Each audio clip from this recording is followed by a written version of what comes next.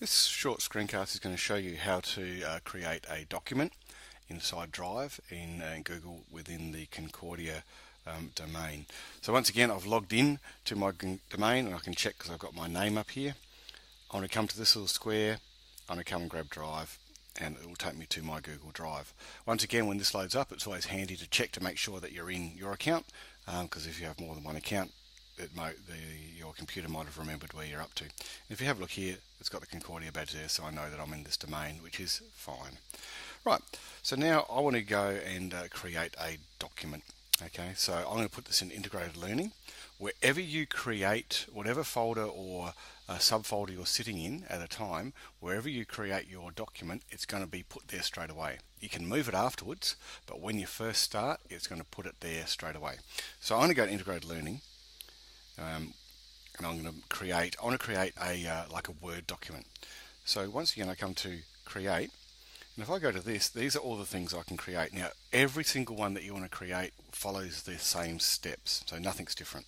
So if I want to create a document, which is like Word, I go the same process. If I go presentation, which is like PowerPoint, spreadsheet, which is exactly like Excel, forms, which is like a front end of being able to gather data, and I'll run through a couple of things like that a bit later, and drawings sit within. There's a whole lot more apps you can connect to if you want to, but these are the basic ones that come with the suite, which we'll be operating with.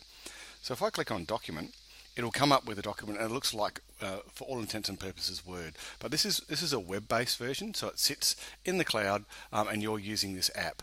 If you want to use it offline, you can set it up to run offline, and then once you get online again, it will sync. We will show you how to do that a bit later when we know that it's going to work really well. So as you can see, it comes up like this, and it looks pretty good. It's got all the same kind of functions that you would have in Word, maybe not as many fonts, but it can still do quite a few things really well. Up here, it comes up automatically as an untitled document. So the best thing to do is to type in a name for it. It will also take the first line that you type in as its name. Okay, so you just got to think about that. So if that's going to be right, you can do that. So I'm going to do it as trial 1A and go OK.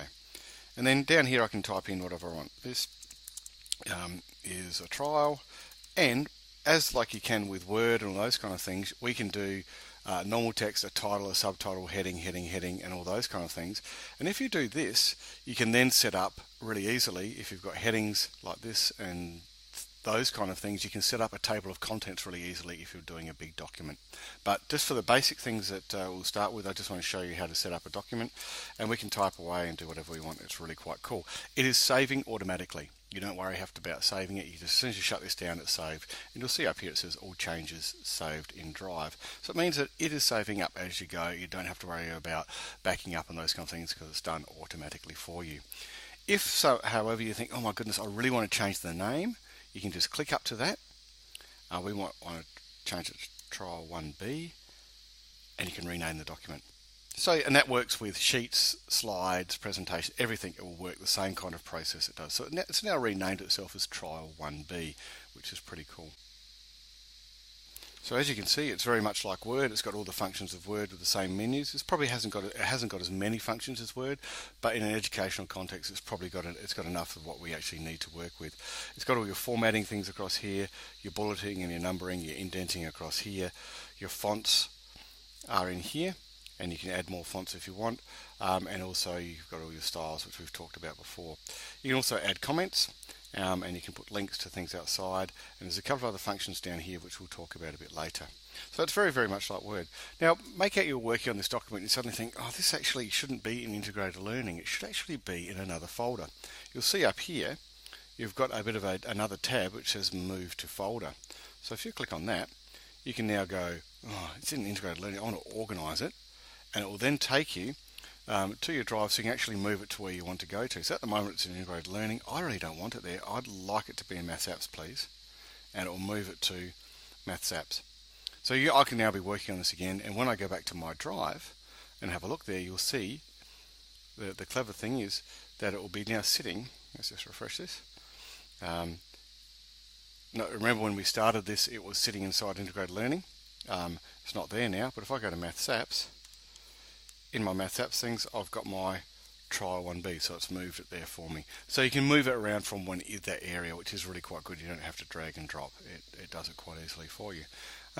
So that is how you create a document inside Google, and remember it's the same process for any of those functions. So it's either the slides, which is PowerPoint, sheets, which is Excel, forms, drawing, and of course docs, which is Word, the equivalent of Word. That all works the same process in terms of creating.